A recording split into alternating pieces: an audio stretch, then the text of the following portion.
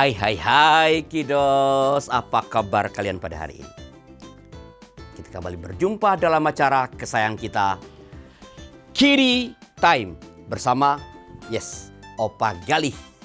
Kamu akan bertemu dengan Opa Galih setiap hari Sabtu mulai pukul 9.30 waktu Indonesia Barat dalam acara Kiddie Time. Kita akan bernyanyi bersama-sama, kita menonton film Petualang Kiki dan Didi dan mendengarkan dongeng yang seru dari kakak pendongeng yang ada di YKB TV. Sekarang Opa Galih mau menyapa dulu cucu yang ada di Kecamatan Panei, Kabupaten Simalungun. Wow, sana Sumatera Utara. Ya. Halo Pas Syanturi, apa kabarmu sayang? Opa berharap kamu sehat selalu, tekun berdoa, rajin sekolah, ke sekolah minggu, dan tentu saja terus menonton film atau acara Kiddie Time. Bila kamu yang lagi nonton sekarang mau disapa oleh Opa Galih di acara ini, minta mama atau papa untuk mengirimkan nama kamu ke nomor 0812-8188-9191 dengan format seperti yang ada di layar kaca ini. Oke, kita mengawali Kiddie Time kali ini dengan memuji Tuhan dari KC Kidung Ceria 350. Haleluya, pujilah Tuhanmu. Nyanyi ya.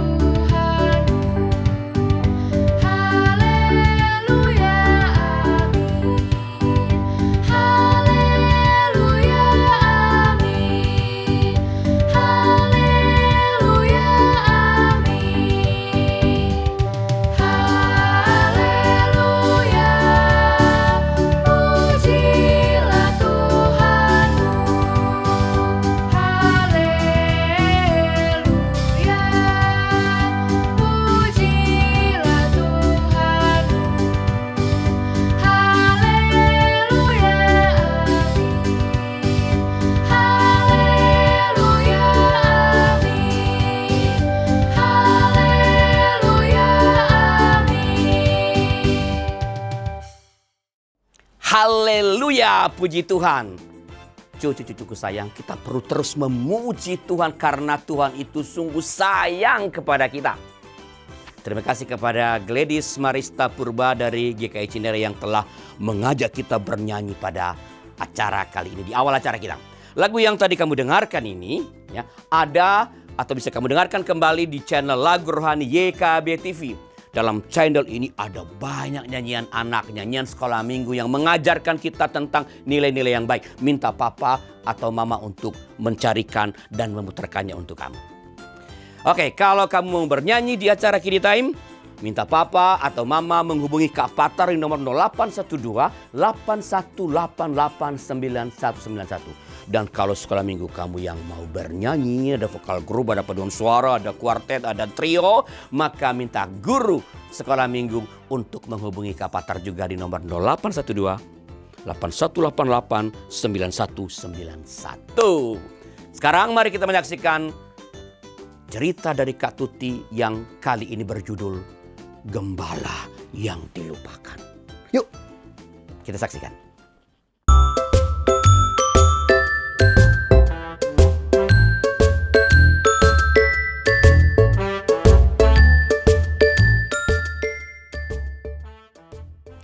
Tuhan adalah gembalaku, takkan kekurangan aku. Adik-adik, itu Daud sedang menyanyi di padang rumput. Mengapa Daud menyanyi di padang rumput? Karena dia sedang menjaga domba-domba milik ayahnya. Galen, Benny, Olin, Iren, bisa nggak nyanyi lagu itu? Yuk, Daud itu punya kecapi. Kalau sekarang kayak gitar ya adik-adik ya. Dia nyanyi di padang rumput. Tuhan adalah gembalaku, takkan kekurangan aku. Ia membaringkan aku di padang yang berumput hijau. Nah, sambil menunggu domba-dombanya, Daud selalu memuji-muji Tuhan. Dia menyanyikan lagu yang terbaik. Tapi adik-adik, domba-dombanya Daud itu suka berlari ke sana, lari ke sini, lari ke sana, lari ke sini. Waduh, pusing gak sih kalau ada domba-domba yang lari-larian? Daud tidak pusing, dia tetap sabar. Karena memang domba-domba itu dilepaskan di padang rumput untuk makan dan bermain. Jadi Daud tetap menjaga dombanya dengan baik. Tapi itu dombanya ada yang hilang. Mana. Itu dombanya Daud mau kemana adik-adik? Itu dombanya Daud mau kemana? Tapi adik-adik, itu domba lari-larian. Kita lihat Daud sepertinya sedang tidak bahagia. Dia memang lagi menyanyi, memetik kecapinya. Tapi berbeda dengan hari-hari yang lain. Biasanya Daud itu menyanyi dengan sungguh-sungguh, memuji Tuhan. Tapi hari ini Daud kok menyanyinya bengong ya? Seperti ada yang dipikirkan.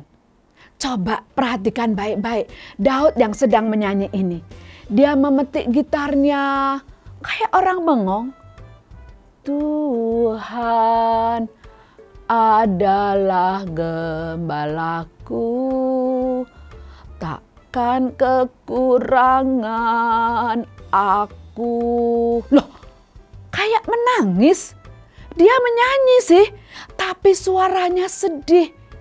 Wah, Kepik pengen tahu nih, ada apa Daud menyanyi berbeda hari ini?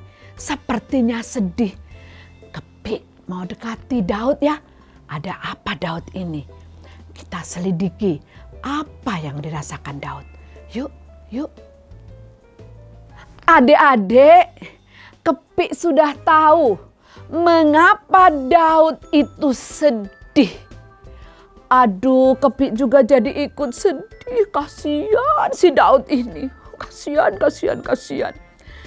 Tahu nggak? Hari ini ternyata di rumah Daud itu ada tamu yang istimewa. Siapakah dia? Di rumah Daud sedang kedatangan seorang nabi yang besar, yaitu Nabi Samuel. Maka bapak dan ibunya Daud mempersiapkan sebuah perjamuan. Makan makanan enak ada di rumahnya Daud. Waduh. Tetapi Daud tidak ada di rumah. Pada kakaknya semua kakaknya ada di sana. Kakaknya diajak loh sama papa mamanya, bapak ibunya Daud untuk makan-makan. Tetapi bapaknya Daud kemarin itu bilang begini, Daud, besok kamu tetap ke padang rumput ya. Wah, kan mau ada tamu, nabi yang besar. Tetapi papahnya bilang, kamu ke padang rumput, jagain itu domba-domba papa. Karena besok itu ada nabi yang besar, mau datang ke rumah, kamu anak yang paling kecil. Udahlah, kamu sana ke padang rumput sana. Oh. Tapi Daud tetap taat. Dia bawa dombanya yang hanya 3 ekor itu ke padang rumput. Sambil membayangkan, makanan di rumah enak-enak. Dan dia tetap memuji Tuhan. Mengapa Daud tetap memuji Tuhan? Awalnya Daud juga sedih sih. Kenapa gak diajak makan? Tapi dia mencoba terus memuji Tuhan. Dia tetap bernyanyi. Karena dia tahu meskipun ayah dan ibuku meninggalkan aku, tapi Tuhan menyambut aku. Daud percaya bahwa Tuhan sangat mengasihinya. Adik-adik, bisa membayangkan kan Daud, Kak Tuti sih nggak tahu masakan apa ya, tapi Kak Tuti bayangin, misalnya rendang gitu ya, enak banget. Kambing guling kali ya enak banget. Makanan yang enak-enak. Daud sesudah memuji Tuhan mulai terhibur. Ketika dia memeriksa domba-dombanya, dia melihat apakah mereka sudah makan atau belum. Tiba-tiba, dengar adik-adik, kayak ada suara, Daud, suara ibunya Daud tuh. Ibunya Daud panggil-panggil. Ada apa ibunya panggil-panggil dia? Daud. Oh, ibunya Daud memanggil Daud untuk pulang. Daud seneng banget, ikut makan enak, ikut makan enak, ikut makan enak, ikut makan enak, ikut makan enak. Asik. Daud senang sekali dipanggil oleh papa mamanya pulang ke rumah. Nah, pertanyaannya, mengapa mendadak Daud dipanggil ikut makan-makan sama Nabi Samuel? Kenapa? Karena waktu Nabi Samuel itu datang, sebenarnya Nabi Samuel sedang menjalankan misi Tuhan, yaitu memilih salah satu anak Isai, papa Daud namanya Isai, untuk menjadi raja menggantikan Saul. Karena Raja Saul sudah ditolak oleh Tuhan. Maka Nabi Samuel taat, dia datang ke rumah Isai. Dia dijamu, makan-makan.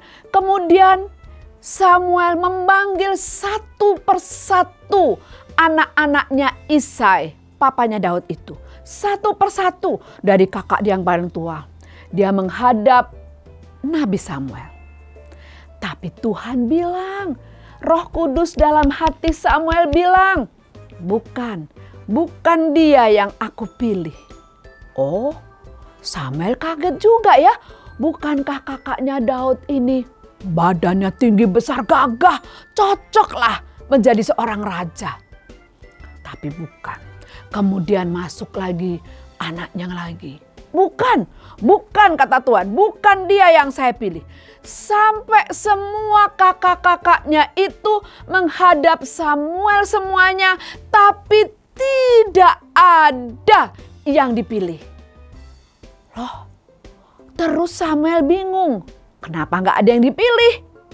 Dia tanya sama papahnya Daud, namanya Papa Isai. Pak Isai, apakah ini semua anak-anakmu sudah ketemu saya? Pak Isai bilang begini, papahnya Daud tuh. Ada pak, satu anak saya Nabi, tapi di padang rumput, anak paling kecil. Dalam hatinya Pak Isai itu, Daud kan anak kecil. Baru masih muda juga 17 tahun. Paling juga gak kepilih. Itu kata hati Pak Isai, papahnya Daud. Tapi Nabi Samuel bilang begini, aku tidak akan makan sebelum anakmu itu datang. Itulah sebabnya Daud dipanggil pulang oleh papa dan mamahnya. Apakah benar Daud dipilih menjadi raja oleh Tuhan? Selanjutnya kita ikuti ya. Adik-adik tetap duduk manis ya. Tetap duduk manis. Adik-adik, Daud akhirnya datang ya. Dia muncul dengan wajah yang berseri-seri. Padahal tadi sempat sih nangis. Tapi Daud tidak berlama-lama sedih. Karena dia tahu hidup dia di tangan Tuhan. Maka ketika dia dipanggil, ikut makan enak gitu kali ya. Dia berseri-seri datang. Dan ketika Daud muncul dan Samuel melihat Daud, suara Tuhan dalam hati Samuel, Roh Kudus berbicara, ini anak yang saya pilih. Wow, Samuel juga senang. Akhirnya ada yang dipilih menjadi raja menggantikan Saul. Samuel memanggil Daud. Daud, kemari. Daud berlutut di bawah kaki Samuel. Dan Samuel mengurapi. Dia berkata bahwa Tuhan memilih Daud menjadi raja Israel. Daud sudah diurapi menjadi raja, tetapi tidak langsung menjadi raja, tapi dialah yang dipilih Tuhan. Ketika Daud dipilih Tuhan menjadi raja menggantikan Saul, pasti dia heran, mengapa saya, gembala dari kota kecil? Tapi Daud tetap mengucap syukur. Dia menari-nari mengucap syukur di hadapan Tuhan. Dia menari, bila roh Allah ada di dalamku, ku kan menari seperti Daud menari. Daud itu suka memuji Tuhan. Dia suka bernyanyi, bahkan kalau bernyanyi dia sampai menari-nari. Mengapa? Karena hatinya meluap dengan ucapan syukur. Awalnya dia anak yang tidak dibangga-banggakan oleh orang tuanya. Beda dengan kakaknya prajurit yang gagah perkasa. Dan dia hanya gembala 3 ekor domba. Tetapi akhirnya Samuel dan Tuhan memilih Daud menjadi raja pengganti Saul. Maka dia mengucap syukur dengan memuji-muji Tuhan dan bernyanyi-nyanyi. Bila roh Allah ada di dalamku, ku kan menari seperti Daud menari. Adik-adik, tadi kita melihat bagaimana Daud anak bungsu ini sebenarnya tidak dianggap. Bukan anak kebanggaan papa mamanya. Pasti Daud sempat sedih. Tetapi dalam kesedihannya dia tetap mengucap syukur. Karena apa? Karena Tuhan itu menjagai dia dan mengasihi dia luar biasa. Dan akhirnya Tuhan memilih Daud, bukan kakak-kakaknya, menjadi raja pengganti Saul. Di 1 Samuel 16 ayat 7 dicatat begini firman Tuhan. Bukan yang dilihat manusia, yang dilihat Allah. Manusia melihat apa yang di depan mata, tapi Tuhan melihat hati. Tuhan itu tahu isi hati kita. Apakah kita memuji Tuhan? Apakah kita mencintai Tuhan? Apakah kita rindu hidup benar di hadapan Tuhan? Tuhan tahu. Itu yang ada di hati Daud. Dia nggak iri, dia nggak sombong, dia rendah hati dan suka memuji Tuhan. Jadi adik-adik, jangan khawatir kalau mungkin kita bukan anak kebanggaan orang tua. Tetap lakukan yang terbaik sebab Tuhan memilih anak-anak yang hatinya tulus dan baik. Terima kasih, Tuhan Yesus memberkati. Hampir saja Daud terlewatkan karena dianggap tidak cocok untuk menjadi raja. Untungnya Nabi Samuel tetap meminta agar semua anak-anak Isai dipertemukan dengannya. Dan akhirnya Daud pun dipilih menjadi raja. Nah, cucu-cucuku sayang, walaupun Daud berbadan kecil, namun ia dipilih untuk menjadi raja. Sebab Tuhan lebih mementingkan kebaikan hati, kelakuan yang baik daripada bentuk tubuh yang atau ukuran-ukuran tubuh yang besar-besar. Bukan itu pertama-tama yang Tuhan pilih. Bapak kali percaya semua cucu-cucuku yang sedang menonton acara Kiddy Time kali ini adalah anak-anak yang baik hati dan berkelakuan baik. Betul kan? Oke, sebelum menyaksikan film Petualangan Kiki dan Didi, mari kita bernyanyi bersama dengan teman-teman kita dari Sekolah Minggu GKI Cipinang Indah Jakarta dengan lagu Jadilah Teladan Dunia dari buku Kidung Sekolah Minggu nomor 282. Yuk, mari bernyanyi bersama-sama.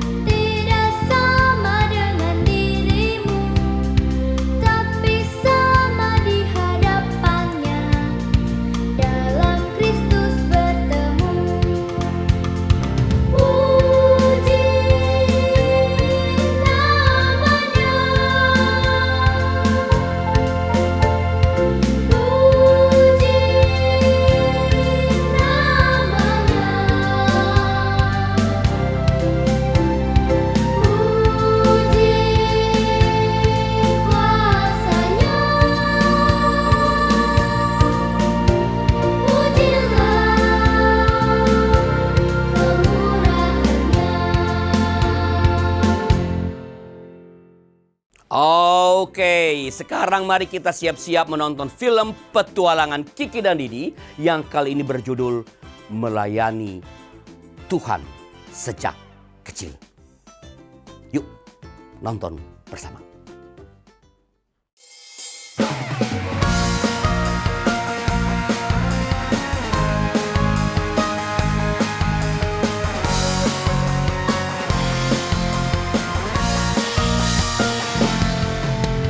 Hormat pada orang tua, menyayangi binatang, rajin ke sekolah minggu, selalu giat belajar, tidak membedakan orang, semua dijadikan sahabat, dipercaya oleh guru-guru di sekolah. Kiki dan Didi, sahabat yang baik, gembira menolong siapapun,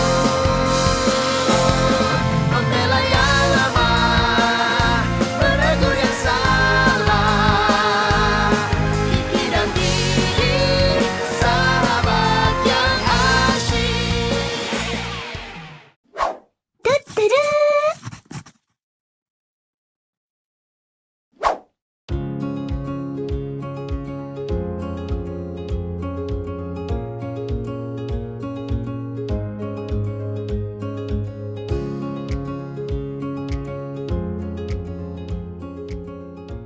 Anak-anak, terima kasih karena kalian sudah datang ke gereja lebih awal.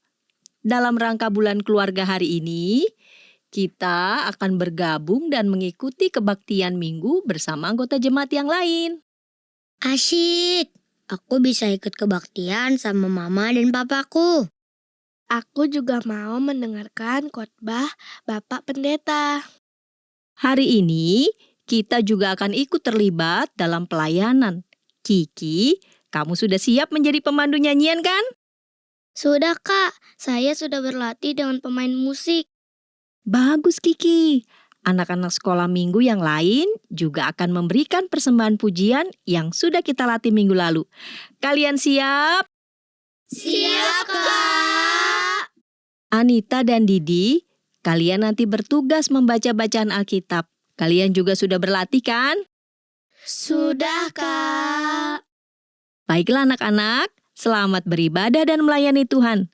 Sekarang, ayo kita ke ruang kebaktian dengan tenang dan tertib.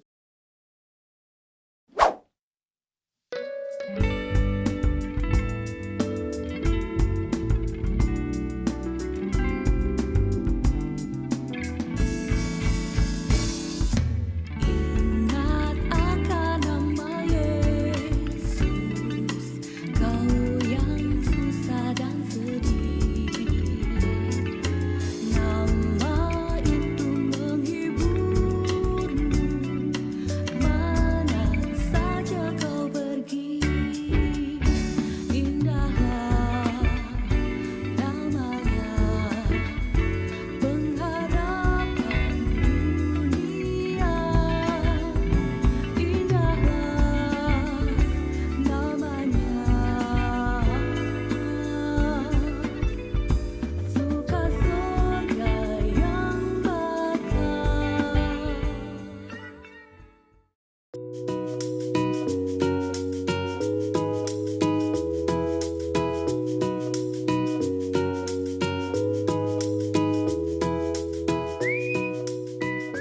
Teman-teman, kalian seneng nggak bisa ikut melayani di kebaktian hari ini? Aku senang banget ya, Ki. Dulu aku pernah main musik waktu anak sekolah minggu menyanyi di kebaktian. Tapi aku belum pernah bertugas membaca Alkitab di depan jemaat. Ini yang pertama kali. Seru banget ya ternyata. Aku jadi nyesel. Waktu itu aku nggak mau diajak ikut nyanyi di kebaktian sama anak-anak sekolah minggu. Aku baru tahu kalau ikut pelayanan itu ternyata menyenangkan banget. Betul, Bandi. Mamaku juga senang banget. Aku mau ikut pelayanan hari ini. Anak-anak, terima kasih atas pelayanan kalian hari ini. Kakak bangga sekali pada kalian. Bagaimana pengalaman pelayanan tadi? Awalnya aku deg-degan dan agak malu waktu jadi pemandu nyanyian Kak. Tapi syukurlah semua lancar. Iya, Kiki. Kamu bagus banget tadi. Suaramu jelas dan semangat. Kita sama, Ki. Aku juga sempat grogi waktu maju ke depan membaca bacaan Alkitab. Tapi setelah mulai, rasanya malah senang. Kalian semua keren. Aku dan teman-teman juga senang bisa memberi persembahan pujian. Rasanya seperti menyenangkan Tuhan. Ya, semua melayani sesuai talenta masing-masing. Ada yang menyanyi, ada yang membaca Alkitab, dan semua ikut ambil bagian. Kak, tadinya aku sempat ragu pas diminta jadi pemandu nyanyian. Soalnya aku belum cukup baik dibandingkan orang dewasa yang suaranya bagus-bagus. Aku juga, Kak. Aku takut salah waktu baca Alkitab. Ya, rasa takut saat baru pertama kali melakukan sesuatu itu wajar. Tapi dalam pelayanan, yang penting bukan seberapa hebat kita, tapi seberapa mau kita melayani. Tuhan tidak cari yang paling pandai, tapi yang punya hati untuk melayani. Nanti kalian akan semakin baik. Jadi, yang penting kita mau melayani dulu ya, Kak. Betul, kalau ada kemauan, nanti Tuhan yang akan menolong. Setiap orang punya talenta yang berbeda, tapi semua bisa dipakai untuk melayani. Berarti aku juga bisa melayani dengan caraku sendiri ya? Tentu, ada banyak cara. Bisa menyanyi, membaca firman, menolong teman, atau menyambut jemaat dengan senyum. Semuanya berharga di mata Tuhan. Wah, anak-anak hebat sekali hari ini. Terima kasih ya anak-anak, kalian sudah melayani di kebaktian hari ini. Betul, kalian luar biasa. Sudah belajar melayani sejak kecil. Terima kasih Om dan Tante. Melihat kalian hari ini, Tante yakin kalian akan jadi calon-calon pelayan Tuhan yang bisa diandalkan. Semangat terus ya anak-anak. Baik Om, Tante. Aku jadi tambah semangat. Aku mau terus belajar melayani. Aku juga. Itu baru anak-anak Tuhan yang luar biasa. Selalu bersedia melayani dengan hati yang penuh sukacita. Kalau kita terus berlatih dan mempersiapkan diri dengan sungguh-sungguh, lama-kelamaan kalian akan bisa melayani dengan semakin baik. Kakak berharap kalian terus bersemangat melayani. Siap Kak.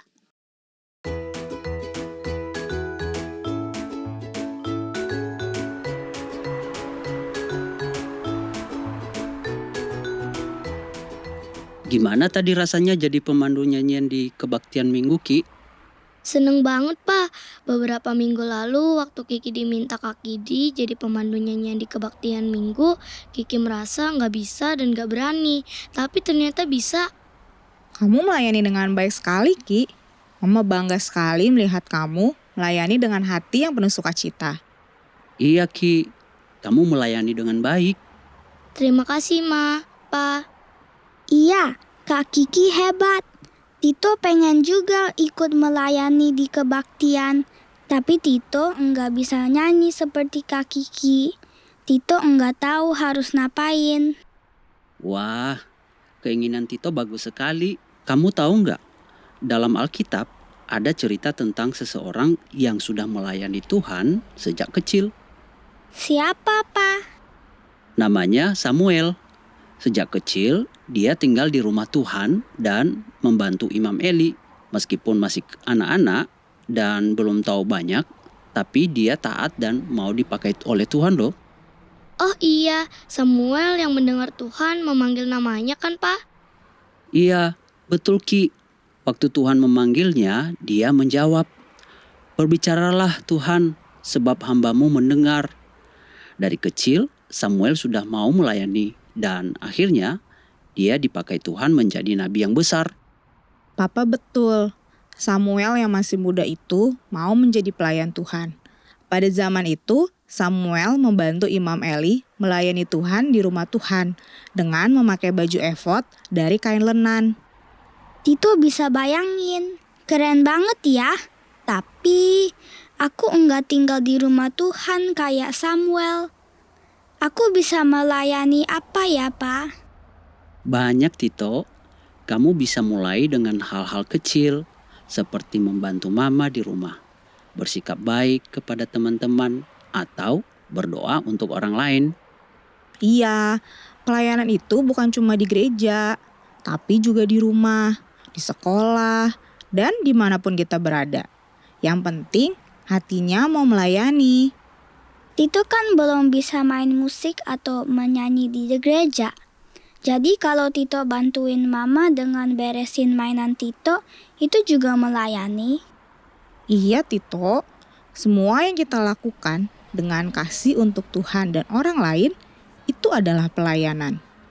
Asik! Aku juga bisa melayani. Nanti aku mau bantu Mama nyiapin makan siang. Wah, Tito baik banget. Terima kasih ya Tito. Tuhan pasti senang melihat Tito punya hati yang mau melayani.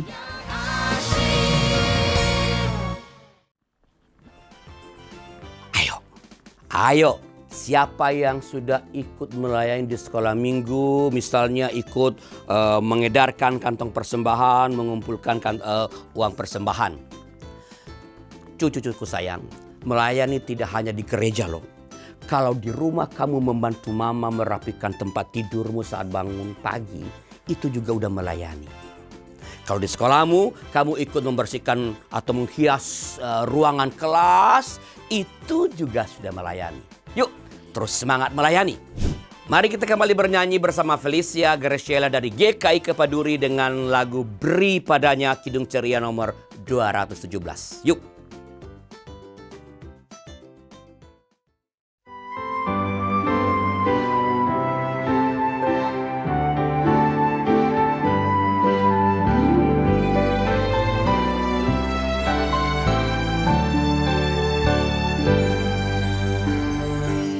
Padanya segenap hatimu, beri padanya segenap hidupmu, karena Engkau kepunyaannya, dan Ia pun Tuhanmu.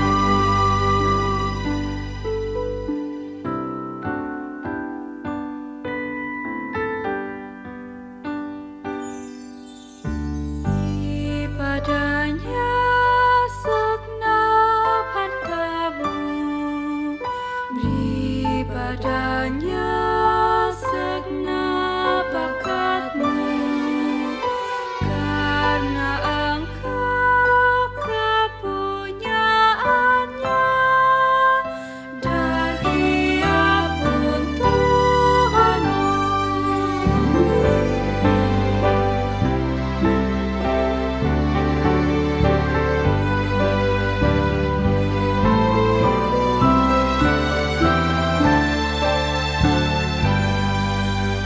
Beri padanya segenap waktumu, beri padanya segenap kasihmu, karena Engkau kepunyaannya, dan Ia pun Tuhanmu.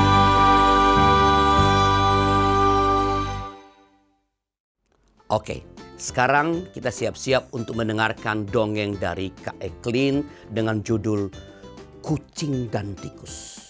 Yuk Kak Ivan, tolong putarkan videonya ya. Kami udah nggak sabar nih. Yuk nonton bersama.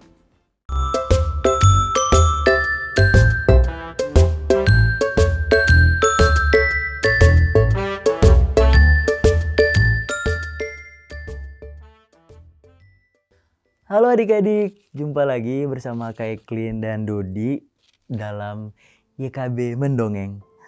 Kakak, itu surat dari kakek ya? Iya, ini surat dari kakek buat Dodi dan adik-adik semua di rumah. Ayo baca suratnya. Aku tidak sadar lagi, aku kangen kakek. Kakak. Iya, Kak Eklin bantu ya baca surat dari kakek. Suratnya begini. Untuk Dodi, Kak Eklin, dan semua cucu kakek, anak-anak Tuhan Yesus dimanapun berada. Salam damai untuk kita semua. Kakek punya cerita begini. Suatu malam, ada 2 ekor tikus masuk dengan tergesa-gesa dalam sebuah gudang tempat penyimpanan jagung. 2 ekor tikus itu berniat mencuri jagung untuk mereka makan. Seekor tikus bertubuh gemuk dan seekor tikus lainnya bertubuh kurus. Wah, kamu lihat teman, banyak jagung di sini, kata tikus gemuk dengan mata berbinar-binar. Iya, aku bisa makan yang banyak. Aku pasti akan gemuk sepertimu. Setelah makan jagung-jagung ini, ucap tikus kurus kegirangan. Tiba-tiba keluarlah seekor kucing dari balik karung besar. Meong, meong, meong. Suara kucing itu mengagetkan tikus gemuk dan tikus kurus. Tikus gemuk dengan cepat ia berlari menerobos lubang-lubang di gudang itu. Tikus gemuk tidak peduli dengan temannya tikus kurus. Ia lupa kalau tikus kurus sulit berlari dengan cepat. Kini tikus gemuk telah meninggalkan tikus kurus sendirian di dalam gudang. Keringat tikus kurus mulai berjatuhan dari dahinya. Kucing, maafkan aku. Aku tadi bersama temanku mau mencuri jagung. Aku lapar. Jelas tikus kurus dengan kaki gemetar. Kucing lalu mengangkat tikus kurus.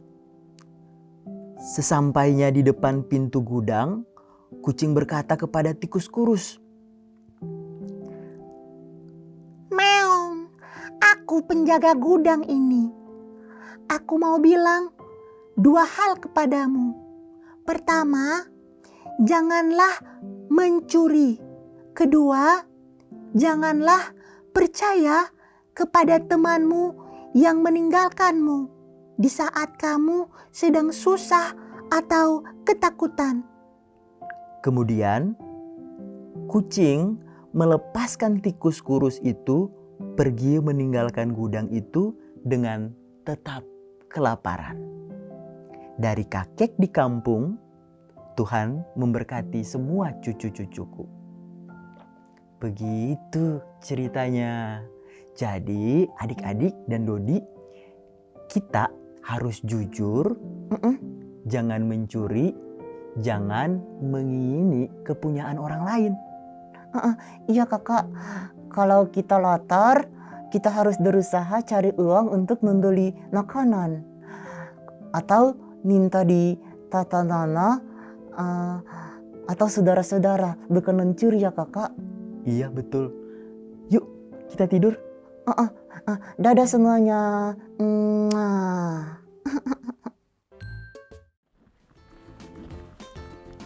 Kita harus jujur dan jangan menginginkan milik orang lain. Begitulah tadi pesan dari Kak Eklin. Oke, cucu-cucuku sayang, Opa Gali segera pamit. Sampai jumpa hari Sabtu depan dalam acara kesayangan kita, Kiddy Time. Bye.